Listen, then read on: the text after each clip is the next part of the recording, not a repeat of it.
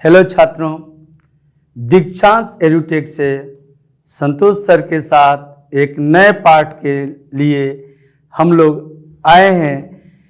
कक्षा 5 का पाठ है भूख का राक्षस। भूख का राक्षस। राक्षस शब्द बड़ा ही डरावना होता है छात्रों। राक्षस नाम से ही ऐसा लगता है कि अरे बाप, राक्षस बड़ा भयंकर भयानक। हाँ, वास्तव में राक्षस तो भयानक ही होता है। राक्षस शब्द का प्रयोग चाहे जिसके लिए भी किया जाए, निसंदेह वह भयानक ही होगा, वह डरावना ही होगा। इस पाठ में जो चर्चा किया गया है भूख का राक्षस। भूख, ये भला किस राक्षस का नाम है? रामायण में राक्षस देखे हम लोग, रामायण के टीवी पर देखे हो ना आप लोग। एक तारका चाची थी, एक कुंभकर्ण था, इस तरह से। लेकिन ये भूख का राक्षस कैसा राक्षस होता है? भूख का राक्षस किस प्रकार का राक्षस होता है और किस तरह से यह लोगों को डराता है, इस पाठ में हम यही जानने वाले हैं, यही समझने वाले हैं और उसको भी बड़े दिलचस्प तरीके से समझेंगे। छात्रों, एक बार पढ़ने पर याद हो जाता है, लेकिन कब? जब हम ध्यान से सुनते हैं तब। आप देख रहे हैं और सुन रहे हैं, सिर्फ ये दोनों काम कर रहे हैं। सिर्फ एक और चीज, अपना ध्यान दे दीजिए।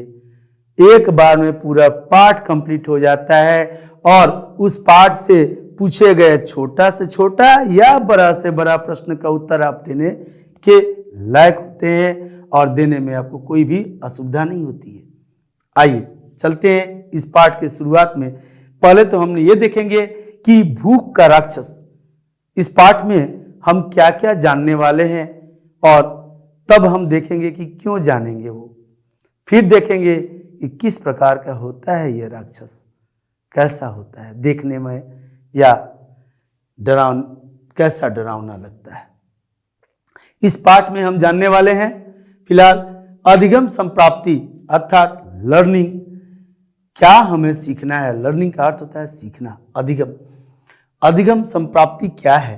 तो भूख का महत्व जानना, भूख के बारे में जानना, भूख का महत्व जानना। भूख क्या चीज है छात्रों?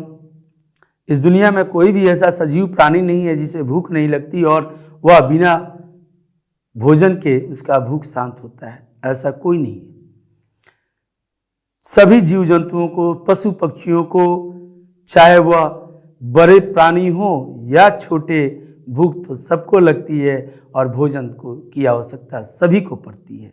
सबसे पहली जरूरत इस दुनिया में अगर किसी को है, सबसे पहली जरूरत, तो वह जरूरत है भूख। भूख वह जरूरत है हमारी। हम कहते हैं छात्रों, ये 3 चीजें हमारे जीवन में अत्यंत ही महत्वपूर्ण होती है। इसके बाद ही किसी अन्य चीज का नंबर आता है हमारे जीवन में। वो है रोटी, कपड़ा और मकान। ये 3 चीजें, रोटी, कपड़ा और मकान। हमारे देश, हमारे दुनिया में जब विकास हुआ, सभ्यता का विकास हुआ, तो उस सभ्यता के विकास के अंतर्गत सर्वप्रथम लोगों ने अपने भूख के लिए एक जंगल से दूसरे जंगल, नदियों को पार किए, नाव बनाए और भोजन की तलाश में कितने जगहों को खोज डाला।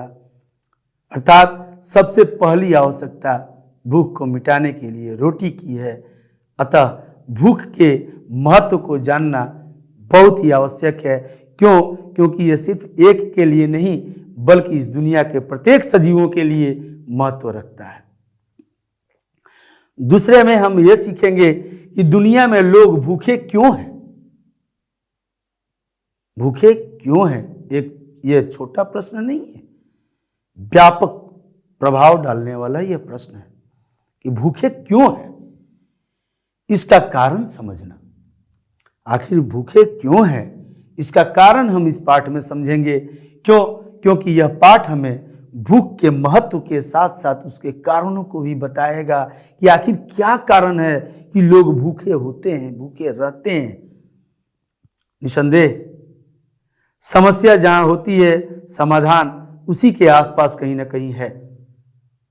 यह सर्वविदित है, ये सभी जानते हैं। समस्या के पास ही समाधान है होता है, बस आवश्यकता होती है ढूंढने की, और ढूंढने के लिए आवश्यकता होती है मात्र एक कोशिश की। और कोशिश करने वालों के लिए कहा गया है कि कोशिश करने वालों की कभी हार नहीं होती, और कोशिश किसी की भी हो कभी बेकार नहीं होती। यह कोशिश ही तो है जब दुनिया में कोई चांद पर जाता है, कोई सूरज पर जाता है। हम धरती पर रहते हुए भी यह कोशिश ही है हम मनुष्यों की कि हम धरती पर रहते हुए भी सूरज के नजदीकी ग्रह बुध तक जाते जाते चाहे जो भी वस्तु हो जल के राख हो जाती है, फिर भी हम मनुष्य जानते हैं इस बात को कि सूर्य के धरातल पर 5500 डिग्री सेल्सियस टेम्परेचर पाया जाता है। यह कोशिश ही तो है, और कोशिश करने वालों की वास्तव में कभी हार नहीं होती। हमें कोशिश करने की आवश्यकता होती है। यह भूख का कारण भी जब हम ढूंढेंगे कि भूखे लोग रहते क्यों हैं, निसंदेह ढूंढने पर तो भगवान मिलते हैं, इसका कारण भी मिलेगा इस पाठ में। तीसरा इसमें मुख्य बिंदु है प्रकृति का समझदारी से उपयोग करना। कहीं ना कहीं इस भूख के कारण के अंतर्गत प्रकृति, क्योंकि प्रकृति में ही सजीव और निर्जीव ये दोनों समाये हुए हैं। यह जगत है विशाल, और इस जगत में हम छोटे छोटे या थोड़े बड़े बड़े या सबसे बड़े बड़े प्राणी हैं, मगर बिना प्रकृति के हम अधूरे हैं। हम प्रकृति के बगैर अधूरे हैं। अगर सूर्य न हो तो हम रोशनी का चाहे जितना भी पर्याय बना लें अधूरा ही है। अगर फसल न हो, पेड़ पौधे न हो, तो हम भोजन का कोई सप्लीमेंट नहीं बना सकते, क्योंकि भोजन के साथ साथ जितनी भी दवाइयाँ होती हैं सभी पेड़ पौधों से ही बनाई जाती हैं।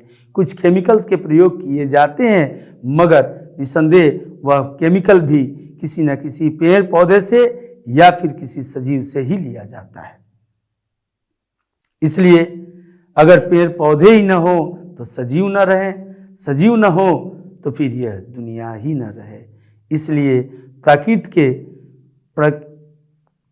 प्रत्येक वस्तुओं को समझने के लिए हमें उसके अवलोकन, उसके कार्य क्षमता, उसके प्रत्येक मुख्य बिंदुओं को समझना आवश्यक होता है, क्योंकि जब हम प्रकृति को समझेंगे तब स्वयं को जानने में सुविधा प्राप्त होगी, और जैसे ही हम स्वयं को जानेंगे निसंदेह लक्ष्य की प्राप्ति होगी। आइए पाठ को शुरू करते हैं।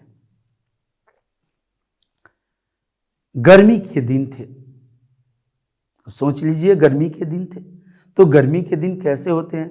चारों तरफ ठंड रहती है, लोग साल ओढ़ के उठते हैं, साल ओढ़ के चलते हैं, कंबल ओढ़ के जाते हैं ना।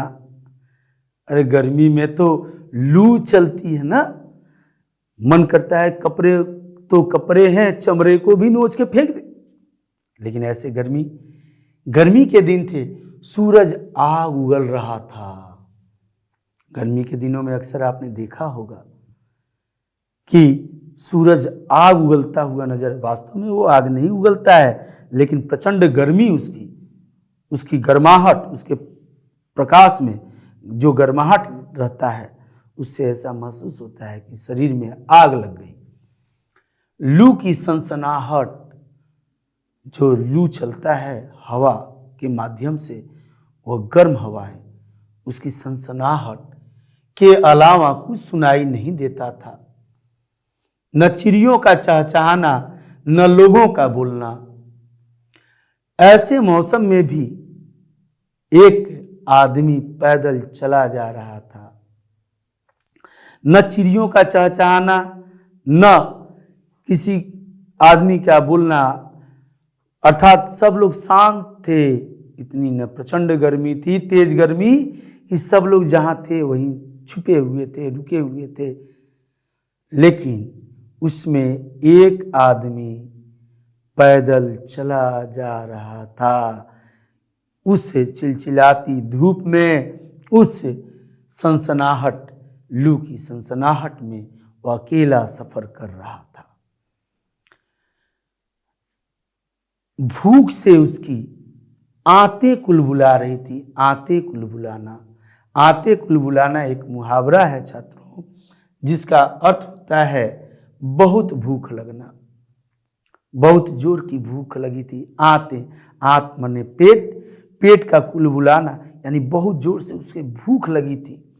आग उगलना भी मुहावरा है जिसका अर्थ होता है बहुत गर्मी पड़ना, यानी कि बहुत गर्मी पड़ रही थी। सोचो सिचुएशन कैसा, बहुत गर्मी पड़ रही है, सूरज आग उगल रहे हैं, आग उगल नहीं रहे हैं बल्कि गर्मी ज़्यादा है, उसका पर्याय है आग उगलना। आग उगलना का अर्थ होता है बहुत गर्मी पड़ना। और एक आदमी पैदल चला जा रहा था, जबकि अन्य कोई व्यक्ति वहाँ पे दिख नहीं रहा था उसको आसपास, ना ही कोई चिड़िया या पशु पक्षी दिख रहे थे। बावजूद इसके वो पैदल जा रहा था, उसको बहुत जोर की भूख लगी थी। आखिर क्या कारण था कि वह जा रहा था?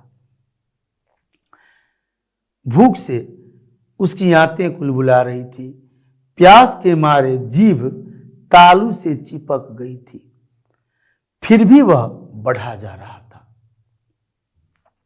उसे भूख लगी थी, उसे प्यास भी लगी थी, इतनी भूख लगी थी कि आंतें कुलबुला रही थी, और इतनी प्यास भी लगी थी कि जीभ तालू से जाके सट जा रही थी। अर्थात न वह बोलने के काबिल था, न चलने के काबिल था, क्योंकि भूखा व्यक्ति कितनी दूर, कितना समय तक चल सकता है। फिर भी वह बढ़ा जा रहा था। थोड़ी ही दूर पर जंगल था, अर्थात वह व्यक्ति जो आगे बढ़ते जा रहा था, निसंदेह वह जंगल के पास जाना चाहता था। क्यों? क्योंकि वह जंगल के पास अगर पहुंच जाता तो उसे छांव मिलती, उस जंगल में पेड़ पर लदे फलों से उसकी भूख मिटती और साथ में प्यास भी मिट जाती। छात्रों, कुछ ऐसे भी फल होते हैं जिन्हें खाने के बाद से भूख और प्यास दोनों ही मिट जाती है, जैसे रसीले आम, है ना। तो फल जितने भी होते हैं वह भूख और प्यास दोनों के लिए कारगर सिद्ध होते हैं। इसलिए वह जंगल जाना चाह रहा था। सामने जंगल था, दूर था जंगल थोड़ा। जंगल की झरबेरियां या कोई फल खाकर वह अपनी भूख मिटाना चाहता था। झरबेरियां, झरबेरियां कहा जाता है झाड़ियों पर लगने वाली छोटी बेरियां। बेर जो सरस्वती पूजा के प्रसाद स्वरूप प्रस्तुत होते हैं, झरबेरियां वह झाड़ी नुमा उसका पौधा होता है। बड़े पौधे नहीं होते, बड़े पेड़ नहीं होते, छोटे छोटे पेड़ होते हैं, और उस पर से वो तोड़ के खा करके अपनी भूख और प्यास दोनों ही मिटाने की कामना लिए हुए वो उस चिलचिलाती धूप में जंगल की तरफ अकेला पैदल चला जा रहा था। जब उस राह में कोई पशु पक्षी, कोई मनुष्य, कोई आदमी दिख नहीं रहा था, फिर भी वह पैदल क्यों बढ़ते जा रहा था? क्योंकि उसे भूख लगी थी बहुत जोर की, और प्यास भी लगी थी। ये दोनों का ये समस्या थी दोनों उसकी, जिसके समाधान के लिए वह जंगल तक की दूरी को तय कर रहा था, क्योंकि उसे विश्वास था कि जंगल में जाते ही वहाँ झरबेरियों से बेर तोड़ करके मैं अपनी भूख और प्यास दोनों मिटा लूँगा। देखिए भूख कितनी अहम होती है एक मनुष्य के लिए, जो उस चिलचिलाती धूप में जब कोई नहीं चल रहा है फिर भी उसे चलने पर मजबूर करता है। आइए, वह भूख को बुरी तरह कोस रहा था। क्या कर रहा था? वो भूख को बुरी तरह कोस रहा था। भूख तो हमारी भाव में निहित होता है, हमारी भावनाओं में निहित होता है।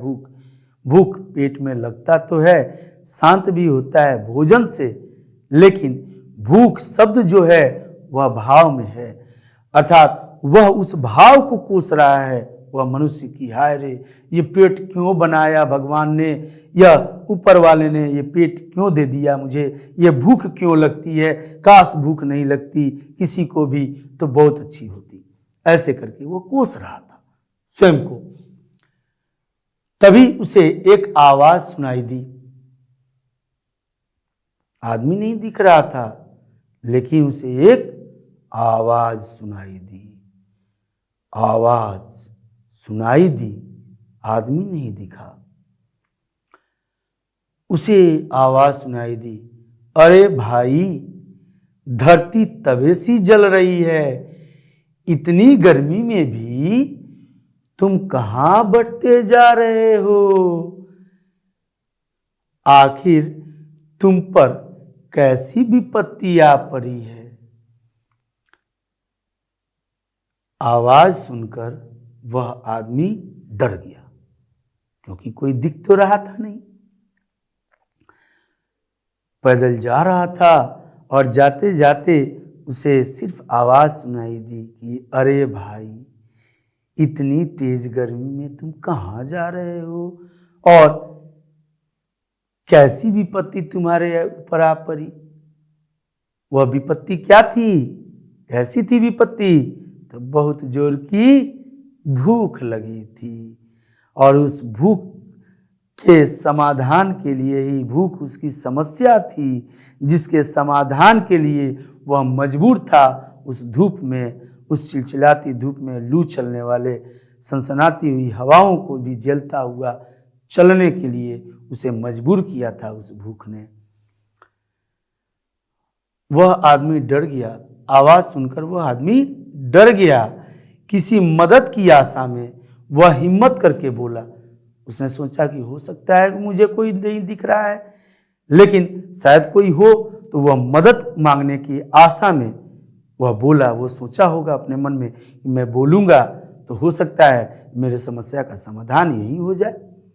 उसने कहा, क्या करूं, भूख के मारे मेरा बुरा हाल है, कई दिनों से मुंह में अन्न का एक दाना भी नहीं डाला है। इतनी जोर की भूख, कई दिनों से एक अन्न का दाना भी नहीं डाला है। कोसना का अर्थ हुआ बुरा भला कहना, विपत्ति का अर्थ हुआ मुसीबत, और अन्न का अर्थ आप जानते ही हैं अनाज होता है। अर्थात अन्न का एक दाना भी नहीं डाला, अनाज उसे नहीं प्राप्त हुआ था। सोचो छात्रों, अनाज हमारे लिए कितनी उपयोगी चीजें हैं। अनाज जो हमें पौधों से प्राप्त होते हैं, धान, गेहूं, मक्का, जौ, रहर, या फिर बैगन, आलू, प्याज, मटर, टमाटर, धनिया पत्ता, ये सभी पेड़ से ही हमें प्राप्त होते हैं। आम, जामुन, कटहल, नींबू, ये सभी, तरबूज, ये सभी कहाँ से प्राप्त होते हैं हमें?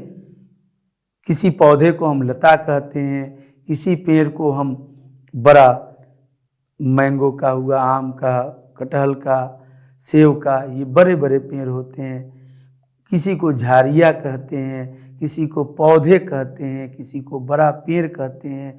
हर्ब, सर्ब, क्लिम्बर, क्रीपर, ये इत्यादि, ये सब आप पढ़े ही हैं, आप जानते होंगे।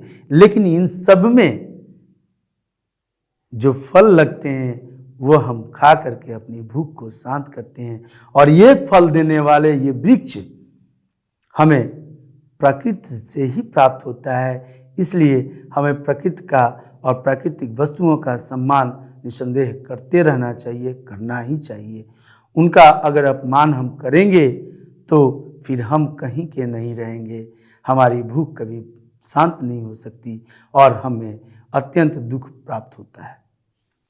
इसलिए हम जब भी कभी प्रकृति के किसी चीज़ों को अक्सर देखते हैं छात्रों कि आपके उम्र के सभी बच्चे, सभी छात्र लगभग जो नहीं जानते हैं वो एक डंडा ले लिए हाथ में और चलते चलते कभी इस फूल के डाली को, कभी उस पेड़ को। ये पत्ते ही तो हैं जो भोजन बनाते हैं पेड़ के लिए, और उन पत्तों को हम मारते चलते हैं। गलत बात। ऐसा नहीं करना चाहिए, क्योंकि वह अन्न के दाता हैं, क्योंकि उन्हीं से हमारी भूख शांत होती है। सोचो उस व्यक्ति को कितनी तकलीफ हो रही होगी। वह चिलचिलाती हुई धूप में भोजन की तलाश में जा रहा है, परंतु उसको भोजन नहीं मिल रहा है। कई दिनों से उसे भूख लगी है, लेकिन अनाज का एक दाना भी नहीं गया है। और वो जो कह रहा था, अभी बात कह रहा है कि कई दिनों से अनाज नहीं मिला, वो जा कहाँ रहा था? तो जंगल में। लेकिन जंगल उसे कहीं दिख नहीं रहा है। क्यों नहीं दिख रहा है? क्योंकि उन जंगलों को तो हम मनुष्यों ने काट डाला और वहां भव्य मकान, भव्य स्मारक, बिल्डिंग बना डाले। अब कहां से खाएंगे? देखिए, इसीलिए प्रकृति के साथ खिलवाड़ मनुष्य को ही भारी पड़ता है। वह हिम्मत करके, वह बेचारा बहुत तकलीफ में है। अब देखिए आगे, इस साल न एक बूंद पानी बरसा, न अन्न उपजा। आप जानते हैं छात्रों, ये पेड़ पौधे ही हैं जिनके वजह से बरसात भी होती है समय समय पर। अगर जहाँ पर जिस क्षेत्र में पेड़ पौधे अधिक होते हैं वहाँ वर्षा भी अधिक होती है और मृदा का कटाव भी नहीं होता है।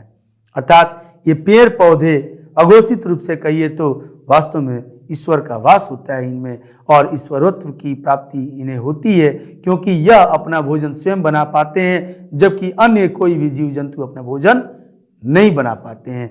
तो ये सभी जीव जंतु जो हैं वह पेड़ नामक जीव पर ही अपने भोजन संबंधी तथा जीवन संबंधी समस्त आवश्यकताओं की पूर्ति के लिए निर्भर रहते हैं। मैं किसी भी, सारा गांव वीरान हो गया, मैं किसी भी कीमत पर गांव छोड़ना नहीं चाहता था। देखो कितना दुखदाई है वो बारिश नहीं होने के कारण फसल नहीं हुई। किसान अपने अपने घर बार छोड़ छाड़ करके, गांव छोड़ छाड़ करके दूसरे जगहों शहरों में जाके बसने लगे। लेकिन वह व्यक्ति अपना गांव छोड़ना नहीं चाहता था। उसे गांव से अपने प्रेम था, लगाव था, अपनी मातृभूमि से वह प्रेम करता था, इसलिए वह गांव छोड़ के जाना नहीं चाहता था।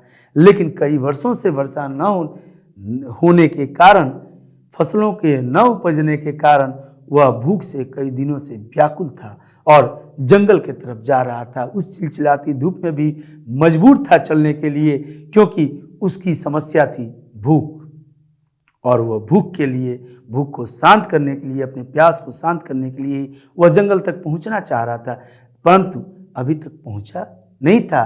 तभी बीच में एक आवाज़ सुनाई देती है कि कहाँ जा रहे हो और तुम्हारे विपत्ति का कारण क्या है। उसने कहा, बहुत जोर की भूख लगी है, आंतें कुलबुला रही है और कई दिनों से हमने अनाज नहीं खाया है। क्या उसकी समस्या का समाधान होगा? क्योंकि उसने तो जी ये जवाब दिया था हिम्मत करके, किसी न किसी सहायता के लिए ही। उसने देखा नहीं था कि किसकी आवाज़ है, लेकिन आवाज़ की दिशा में उसने सहायता के लिए अपनी बात रख दी थी। अभी तक घास और पेड़ों की पत्तियां खाकर गुजारा करता रहा। देखो कितना दुखदाई उसका समय था कि गांव से लोग चले गए, लेकिन वह पेड़ पौधों की पत्तियों को खा करके अपना जीवन यापन कर रहा था। लेकिन कितने दिन खाता? पतझड़ के महीने में पत्तियां भी तो खत्म हो जाती हैं। अब न घास बची है न पेड़ों की पत्तियां। गर्मी के दिन में तो सभी घास को जला देते हैं और पत्तियां भी सूख जाती हैं। अब न घास बची है न पत्तियां ही बची है। वो तो घास फूस को, पत्तियों को खा करके अपना जीवन बचा रहा था, लेकिन वो भी जब जल गए तब यह गांव छोड़ करके बाहर निकला। हार कर मुझे भी गांव छोड़ना पड़ा। हाय, कुछ साल पहले इधर से गुजरा था। उस समय जंगल बड़ा हरा भरा था।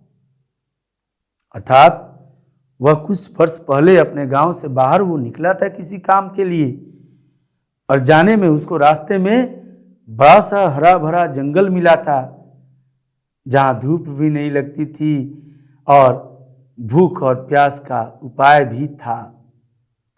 लेकिन उन जंगलों को तो हमने मनुष्यों ने काट डाला, पेड़ों को उजाड़ दिया, अपने स्वार्थ सिद्धि के लिए वहाँ बड़े बड़े मकान और महल बना दिए।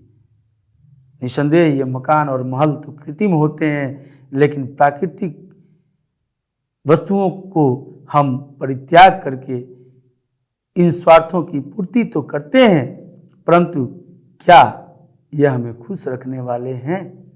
नहीं। हमें घर में अपने एसी लगा लेने से उतनी ठंडक महसूस नहीं होती छात्रों, जितना खुली हवा से हमें महसूस होगी। वह सुख, वह सुकून, वह चैन, वह शांति, वह अमन प्राकृतिक वस्तुओं के क्षय से हमें प्राप्त नहीं हो सकती, जो प्राकृतिक वस्तुओं के रहते में प्राप्त होती है। तनिक सोच लो, पेड़ों को तो हम काट देते हैं, ये हमारे बस के अंदर है। क्या सूर्य को हम कुछ कर सकते हैं? क्या बादलों को हम बटोर सकते हैं? क्या चांद का हम दिशा बदल सकते हैं? क्या तारों को हम तोड़ के जमीन पर ला सकते हैं? ये वास्तव में नहीं हो सकता है, यह असंभव है। इसलिए हम नदियों के राह को मोड़ देते हैं। हम मनुष्य जिन चीजों पर अपना आधिपत्य करना चाहते हैं, प्रकृति के, उन चीजों को हम काट के पहाड़ पर सड़कें बना लेते हैं, लेकिन कहीं ना कहीं जाकर के यह समाधान नहीं, निसंदेह हमारी समस्या का सबसे बड़ा कारण बनता है। बड़ा हरा भरा जंगल अब खत्म था। जंगली बेरों, जामुनों, फलों आदि से पेड़ लदे हुए थे। पता नहीं अब वहां कुछ मिलेगा या नहीं। संदेह है, क्योंकि जंगलों की तो कटाई हो रही है। बड़ा जंगल था, अब जंगल है ही नहीं। पता नहीं अब वहां कुछ मिलेगा या नहीं। सच में दुनिया में भूख सबसे बुरी चीज है, उस आदमी ने कहा जिसे भूख लगी थी। भूखा आदमी कोई भी पाप करने को तैयार हो जाता है। चोरी, डकैती, लूट मार पाट, बैंक डकैती, भूख के ही कारण, भूख को शांत करने के लिए। यदि दुनिया में भूख न हो तो धरती पर स्वर्ग उतर आएगा, उसने कहा। यदि दुनिया में भूख न हो तो धरती पर स्वर्ग उतर आएगा। क्यों कहा ऐसा बात उसने? इसलिए कि भूख ही समस्या वो है जिस समस्या के समाधान के लिए मनुष्य को कर्म करना पड़ता है। लेकिन मनुष्य इस कर्म को भी न करके आराम से जीवन बसर करना चाहता है, यह तो उसका स्वार्थ ही है। ईश्वर अर्थात प्रकृति ने कहा कि ये तन है तुम्हारा, ये समय है तुम्हारा, और तुम्हारे सहयोग के लिए पूरा प्रकृति है तुम्हारा। अब तुम्हें तो मैंने ये सारी कुछ दे दिए, सब कुछ दे दिए। सूरज का प्रकाश, चांद की शीतलता, तारों की चमचमाहट, बादलों की गरजन और वर्षा, जलापूर्ति, अनापूर्ति, और इन सभी चीजों से पूरी परिपूर्ण करके, सौंदर्य को बिखेर करके, ऐ मनुष्य, यह प्रकृति तुम्हारे हवाले किया और तुम सिर्फ एक चीज मुझे दो, कर्म करो, फल की भी चिंता मत करो, वो अभी मैं ही दूंगा। परंतु हम मनुष्यों में कुछ लोग अपने स्वार्थ सिद्धिता के लिए इस प्रकृति को ही नेस्तनाबूद करने पर तुल जाते हैं और प्रकृति के साथ खिलवाड़ करते हैं। नतीजा सभी जीव जंतुओं को भुगतना पड़ता है। कई जानवर एक्सटिंक्ट हो चुके हैं जंगल के अभाव में। एक्सटिंक्ट का अर्थ समझते ही हैं आप लोग, विलुप्त हो चुके हैं, उनका अस्तित्व ही खत्म हो गया। और बहुत से जानवरों की अस्तित्व खतरे में है। जानवरों के ही नहीं बल्कि मनुष्यों के भी अस्तित्व खतरे में ही है, क्योंकि इन जानवरों के बाद बचेगा तो सिर्फ इंसान, उसके बाद बचने की कोई गुंजाइश नहीं रहेगी। क्योंकि इंसान जिस तरह से कृत्रिम जगत को बना रहा है वह प्राकृत का क्षय ही तो कर रहा है। हमें इस तरह से प्राकृत का क्षय नहीं करना चाहिए। यह सबक इस पाठ से हमें लेनी चाहिए। धरती, वह उनका बोलना था उस व्यक्ति का कि अगर भूख न होती तो धरती पर स्वर्ग होता, भूख न होती तो धरती पर स्वर्ग होता। अर्थात भूख सबसे बड़ी समस्या है और इस समस्या के ही लिए सभी को कर्म करने पड़ते हैं, काम करने पड़ते हैं। मगर हम काम तो करते हैं लेकिन काम खराब करते हैं तो उसका परिणाम भी बुरा हमारे ऊपर ही पड़ता है। पाप कहा जाता है बुरे कर्मों को। गला रूध जाना का अर्थ होता है भावुक होना। गला रूध जाना, रोने रोने जैसी सूरत बना करके, क्योंकि वो आदमी तो भूखा था ना। कुछ देर बाद जब उसे होश आया तो वह काफी अच्छा महसूस कर रहा था। और वो क्या हुआ, वो आदमी यह बोलते बोलते कि अगर भूख न होती तो धरती स्वर्ग जैसा होता, और बेहोश हो गया। मूर्छा आ गया उसे, क्योंकि भूख के कारण, भला वह कितने देर तक भूख और प्यास के कारण वह अपने आप को अडिग रख सकता था। उसे तो सोना ही था। वह गिर गया और वह निंद्रा में था, क्योंकि वह बेहोश था। कुछ देर बाद जब उसे होश आया तो वह काफी अच्छा महसूस कर रहा था। कमाल की बात थी, अब उसे बिल्कुल भूख नहीं लग रही थी। वह आदमी अब जल्दी से जल्दी घर पहुंचना चाहता था। जंगल से निकलकर उसने एक गारीवान को देखा। वह जंगल पहुंच चुका था। जंगल में जाते जाते उसे मूर्छा जैसा आया और सोया। फिर उसे अब भूख नहीं लगी थी। वह सो गया था, बेहोश था। होश में जब आया तो अब उसे भूख नहीं लगी थी, क्योंकि पेड़ों की छांव ने उसे शीतलता प्रदान किया और उसकी भूख क्षुधा भी शांत हुई। वह आवाज़ जो आई थी कहीं से, वह निसंदेह ईश्वर या उनके किसी प्रारूप की आवाज़ थी जो उनकी सहयोग किया, सहायता किया, क्योंकि वह व्यक्ति अपने सहयोग की कामना लिए हुए ही अपने समस्या को सामने रखा था और उसका सहयोग मिला। उसे अब भूख नहीं लगी थी। अब तो वो अपने घर पहुंचना चाह रहा था। और जंगल से जैसे ही वो निकला तो एक गाड़ी वाला दिखाई दिया। उस गारीवान कहा जाता है गाड़ी के चालक को, जो गाड़ी को चलाते हैं। गाड़ी का वान मतलब चालक। तो जो उससे कहा उन्होंने कि भाई मुझे घर छोड़ दो, लेकिन उसने कुछ नहीं कहा। वो गाड़ी लेकर के वो भी बैठा हुआ था, अचेत था उस अपने गाड़ी में। मगर वह अपनी जगह से हिला तक नहीं। गाड़ी वाला नहीं हिला। उसने आसपास देखा, लोग जहां तहां गप्पे लड़ा रहे थे। उस जंगल के आसपास सभी लोग, कोई कहीं, कोई 2 आदमी, कोई 4 आदमी, कहीं कहीं अपना गप्पे लड़ा रहे थे। और गाड़ी वाला गाड़ी लेकर के जाना भी नहीं चाह रहा था। वह पैदल ही अपने गांव के लिए चलने लगा। अब जब देखा कि गाड़ी वाला नहीं लेके जा रहा है तो क्या करें, हमें तो घर जाना है। वह पैदल ही जाने लगा। रास्ते भर उसे न बस मिली न मोटर गाड़ी। ऐसा लगता था मानो लोग जीवित मूर्तियां बन गए हैं। क्योंकि प्रकृति के साथ हम खिलवाड़ कर रहे हैं। हम पेड़ों को काटते जा रहे हैं। ऑक्सीजन ये पेड़ ही देते हैं, भोजन ये पेड़ ही देते हैं। जहाँ पेड़ की अधिकता होती है, वर्षा भी समय से वहीं पे होती है। अब ये जब पेड़ ही नहीं रहेंगे तो हमारे समस्त सुखों का कारण पेड़ हैं, और पेड़ ही नहीं रहेंगे तो निसंदेह हम दुखी ही तो रहेंगे ना। और सारे लोग दुखी थे। मोटर गाड़ी या बस वगैरह भी रास्ते पर, सड़क पर नहीं चलता हुआ नजर आया, क्योंकि उनके प्रदूषण के कारण कई पशु पक्षियों को, प्रकृति को, इस पेड़ पौधों को बहुत ही नुकसान पहुंचता है। ऐसा लगता था मानो लोग जीवित मूर्तियां बन गए हैं। चारों ओर गंदगी ही गंदगी थी। धरती पर स्वर्ग नहीं नरक उतर आया था। वह आदमी उस समय को याद करने लगा जब उसने दुनिया से भूख को समाप्त करने की इच्छा प्रकट की थी। तभी उसे फिर से वही आवाज सुनाई दी।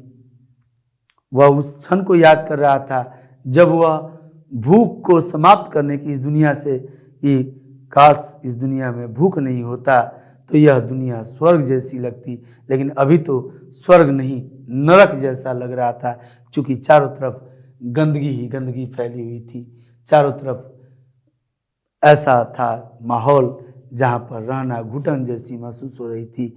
और जैसे ही उसने ये बात याद की उसे फिर वही आवाज़ सुनाई दी, भाई तुम्हें अब समझ आ गया होगा, दुनिया में सब काम भूख मिटाने के लिए ही किए जाते हैं।